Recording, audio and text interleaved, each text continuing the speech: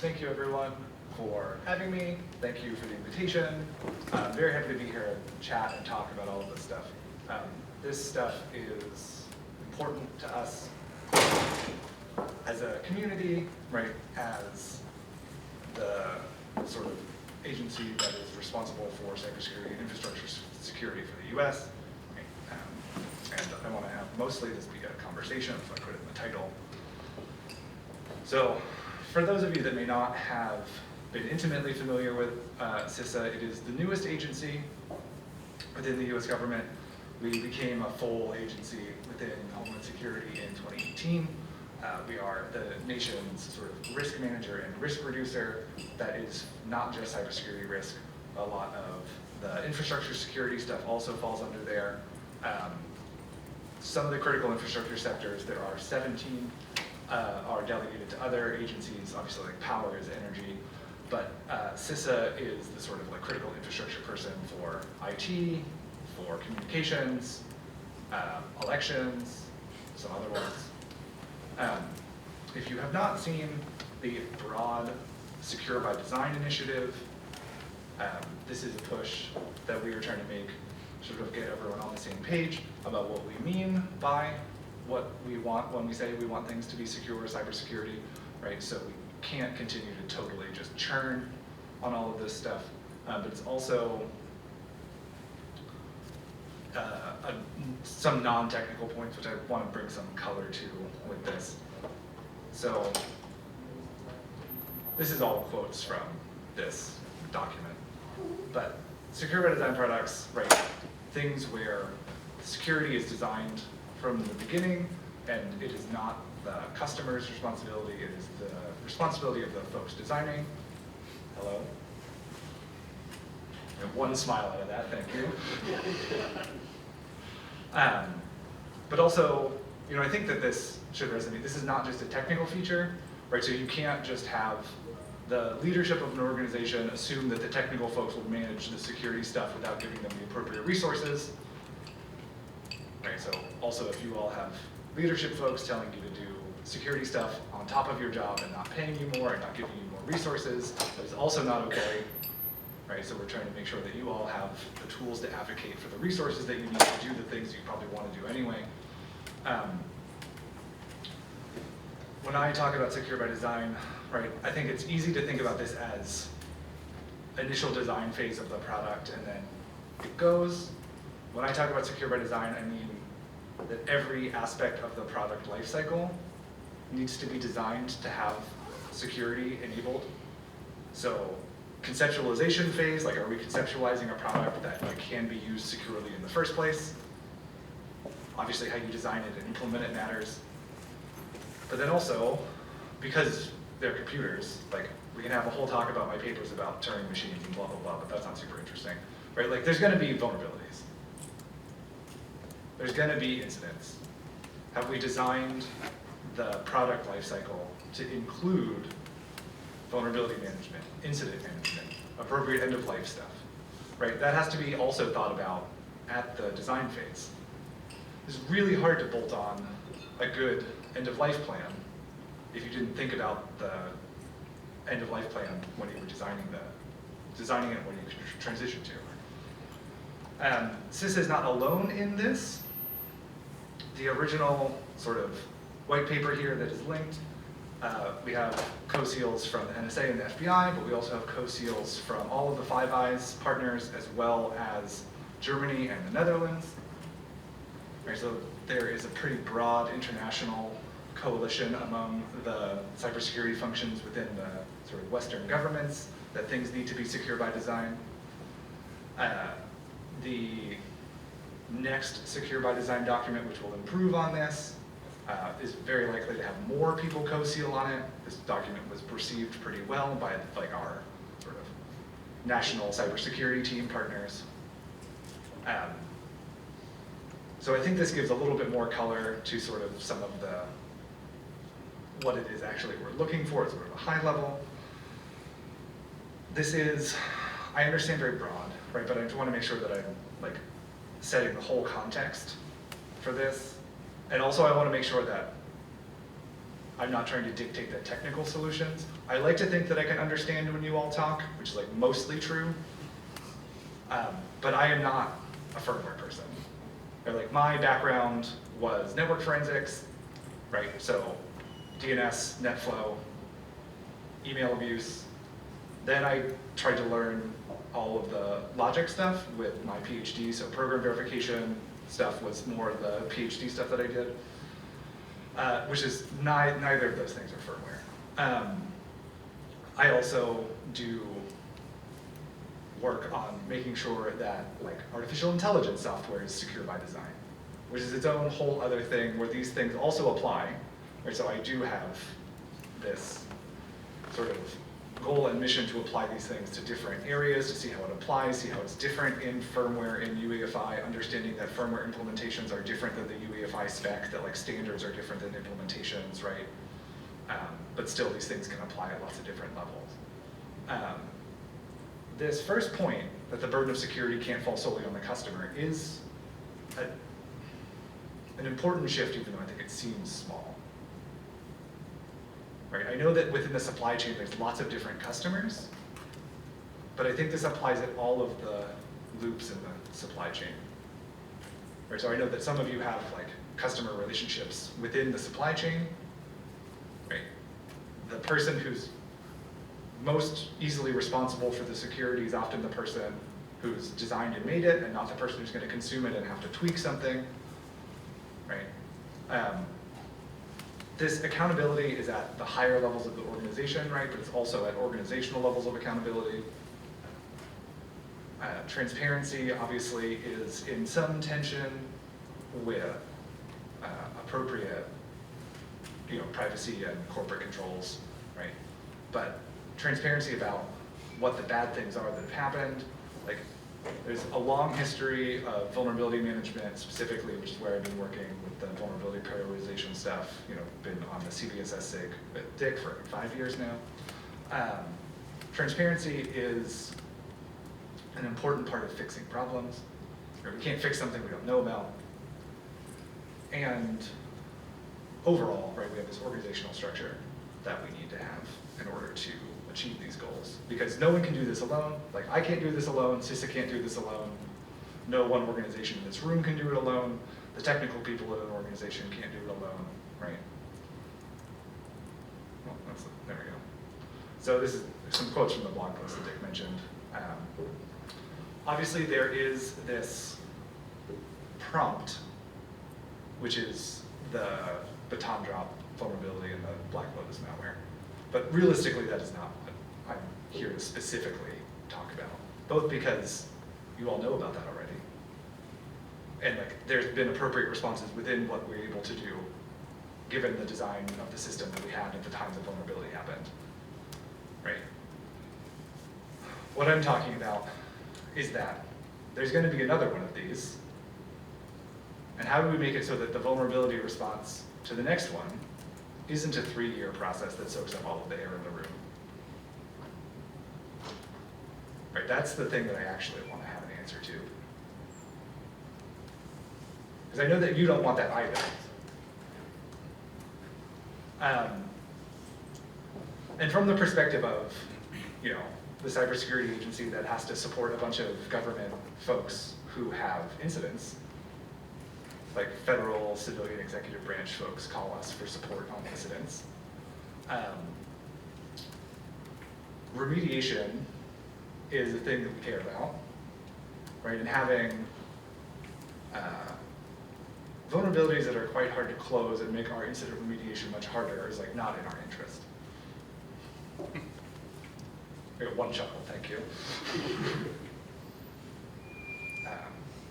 So I do a lot of work with FIRST as well. I know that many of your organizations have P-certs. Thank you. I know that some of those P-certs are on a maturity journey. If you would like help with that, we're happy to try to help. For those of you that may not have P-certs yet, I strongly suggest that you talk to your leadership about how you're going to have a product security team, how they're going to interface with the other product security teams in the industry, both within UEFI, with UCERT, right? Also within the broader P-cert community. which is largely represented through FIRST. If you're not familiar with the form of incident response and security teams, FIRST suggests that you go to first.org and look at that right now. If you're not a CVE numbering authority, a CNA, Dick told me about half of the organizations in the forum are CNAs at this point, give or take. Sorry if I'm stealing some of your presentation. Stealing my slides. There's lots of different folks who can help you become a CNA, right? Who can mature these PCERT processes. To this again, like we're going to talk more about this during the rest of the day. How exactly to operationalize that within the organizations, right? Lots of different folks can help. UCERT can help, FIRST can help, CertCC can help, MITRE can help, Red Hat can help. We also are interested in helping if you would like our help. You don't have to take our help, but you should take someone's help.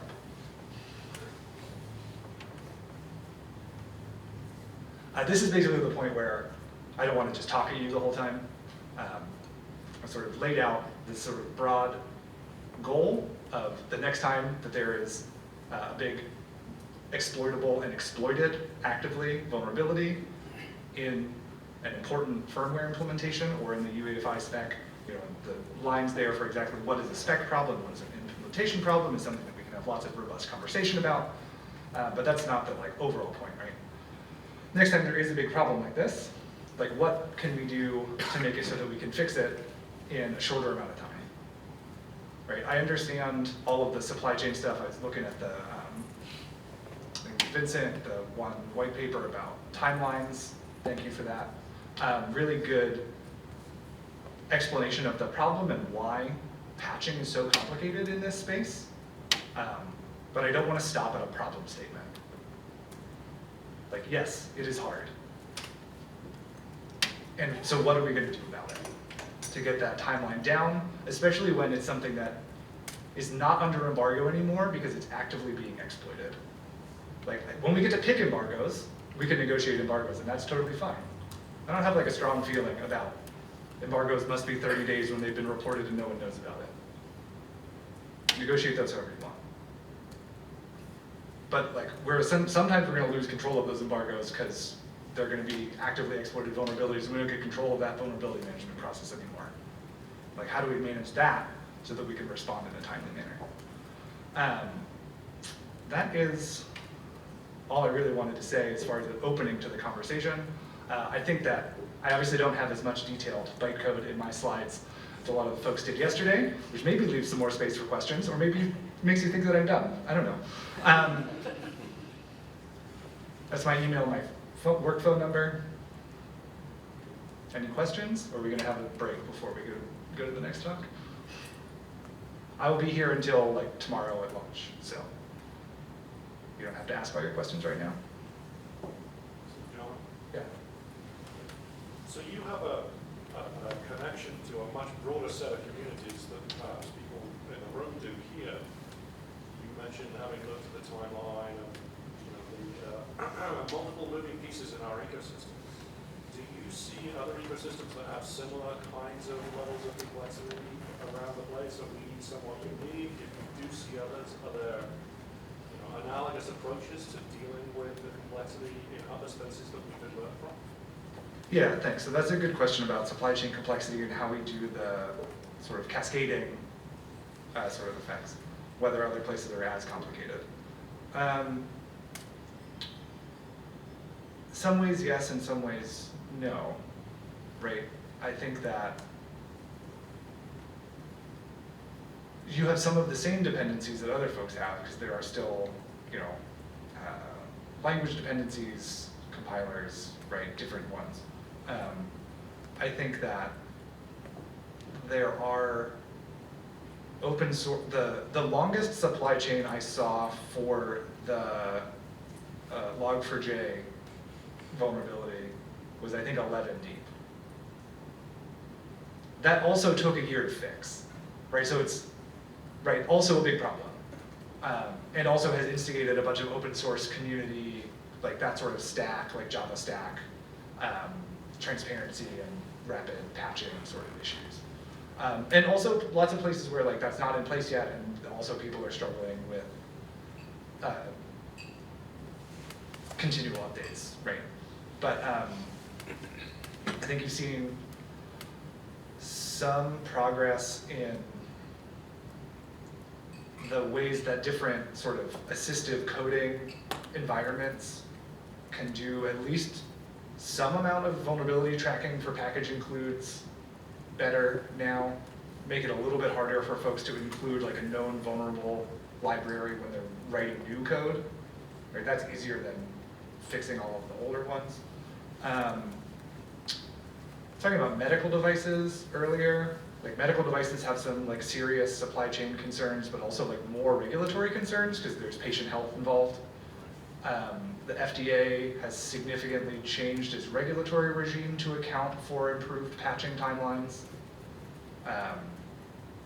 And that has caused a significant industry shift, right, in what gets both approved and what changes are allowed to happen after something is at market, which has required folks to design in vulnerability update mechanisms that like they actually weren't allowed to have before. There's been like a complete shift. Because I think 15 years ago, if you wanted to update the software on a medical device, that was, without exception, like an unlicensed and unapproved update to approved medical device, and it was like not allowed. And so 15, 20 years ago, it was like explicitly not allowed to have a vulnerability update, software update mechanism, and now it is explicitly required. So like complete shift in 20 years. I don't want to say whether the medical technology stack is like more or less complicated. Some of the things that make that stack complicated are regulation, right? So it's a very different kind of complexity. And I don't know how many of you folks work across the various like OT ICS spaces, because those things are interrelated but not the same. I don't know if anyone has interfaces with some of that community. But power grid, right, also very complex operational environment. There are places where computers control how the power is routed, and the power is routed to those computers, which you can cold start in various ways, but like there's various complexities there. But a lot of the power grid stuff is still the same vulnerabilities as the report to Congress in like 2004 highlighted, that there's like 20 big transformers that if you put a sniper bullet in them, we're out of luck. And so that was the supply chain complexity for a lot of the power grid stuff, was like physical manufacturing, which is also, again, very different. But so the open source stuff, especially like Log4j, I think is most similar as far as a technology complexity, layers of includes, layers of whatever. But also, in some important sense, the higher you go up the stack, the more likely you are to have good network connectivity and be able to automate things.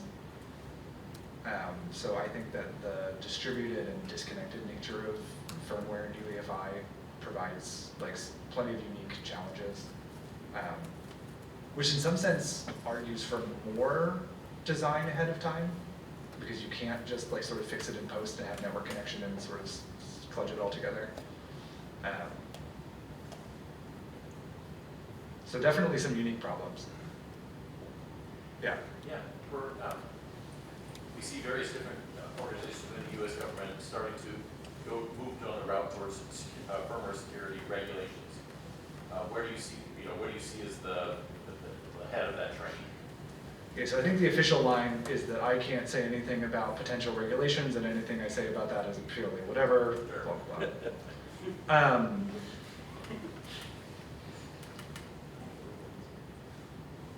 The director's Secure by Design speech that she made in Pittsburgh, I don't think I have the quote totally off the top of my head, but it was something like,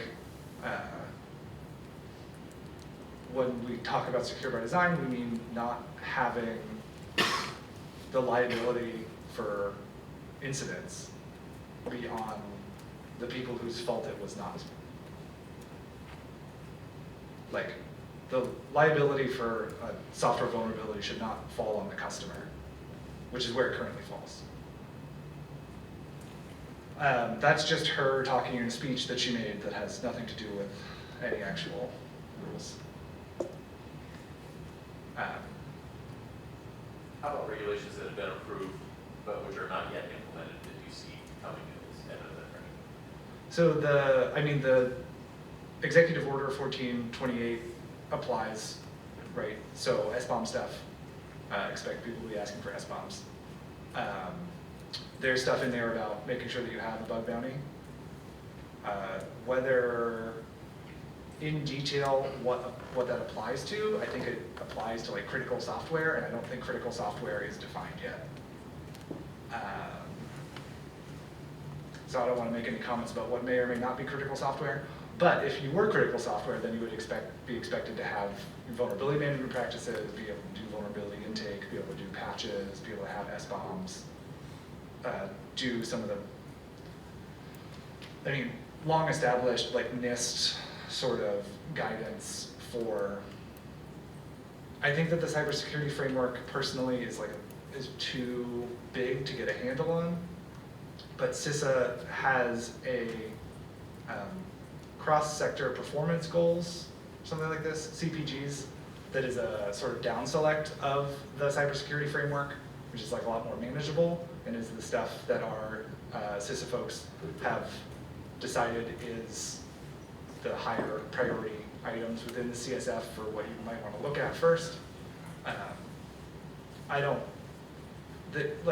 The executive order doesn't mention anything about the cyber performance goals, but it does mention stuff about like NIST and cybersecurity framework and stuff, so stuff there. I know that you're going to talk more about firmware and goes to Washington, and I don't know if we have, what's his face? Why am I blanking on that name from this movie in the 50s? What's his name? Mr. Smith. I don't remember his name. I know. Yeah, we're at the point where like all of our titles are movie reference memes from the 50s, but no one has seen them.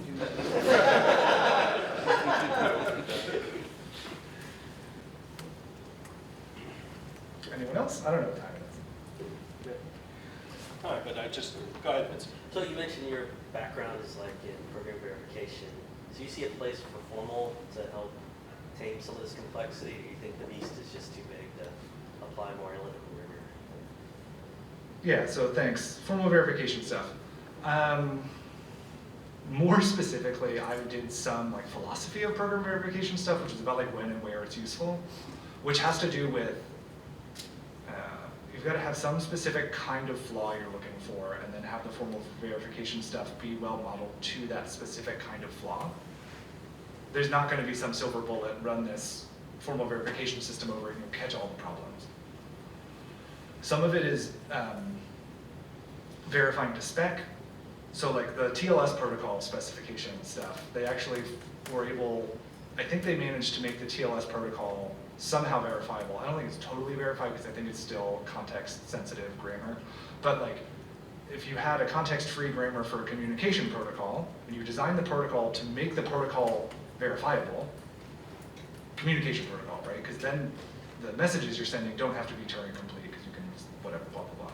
Then you can actually have at least the protocol, and verify the protocol does only exactly what the protocol is supposed to do. That's been particularly hard for TLS because TLS is complicated. I think that there's a fair amount of opportunity there. So like the SPDM stuff seems like an opportunity for protocol level formal verification to make sure the protocol spec doesn't have any problems. Then of course we'll get into implementation problems and there'll be implementation flaws, right? But that's easier to fix than protocol level specification flaws, right? So you spend more time on verifying the protocol than you do on the implementation. And then we get into like, what is particularly hard to fix? Or like what vulnerabilities are going to be hard to fix, right? So anything that's like really hard to troubleshoot, like any sort of, Tim was saying something yesterday, I forget what it was. It's like, I was tracking that something was really hard and I forget exactly what it was. Whatever the like programming flaw is that's like impossible for you to troubleshoot and like keeps coming up occasionally and like is only the most senior person can troubleshoot whatever the error is, like maybe try to see if you can put in some formal verification checks at like code check-in time to check for that kind of problem So for specifically. box it, maybe a small area that's Yeah. a hotspot. You know, memory management is always a thing that people talk about. Memory management is also really hard to verify. Some of the stuff I worked on was memory management verification stuff, so separation logic, like infer, right? But that is for more application layer stuff right now. I don't know whether you could just plug and play infer into, Yeah, because we saw stuff like SEL4, what, the 2,000 lines, 100 man years. Yeah. We're 2 million lines, so it's, Yeah. the whole corpus is intractable, but I like your point about finding those small critical areas and maybe put formal on being like a Yeah, critical so- subsystem. start small, and the other problem is make sure it's integrated in your developer workflow, right? Because if it's not in a time frame that the developers can act on the advice from the formal verification system, then like they're not gonna use it anyway, right? So like there's a lot of hard stuff around that, but yes, definitely like look for very narrow properties that are critically important, and then that's a place to start, I think. Makes sense, thanks. Sure, thank you. Happy to talk way too much about that later. Yeah, great.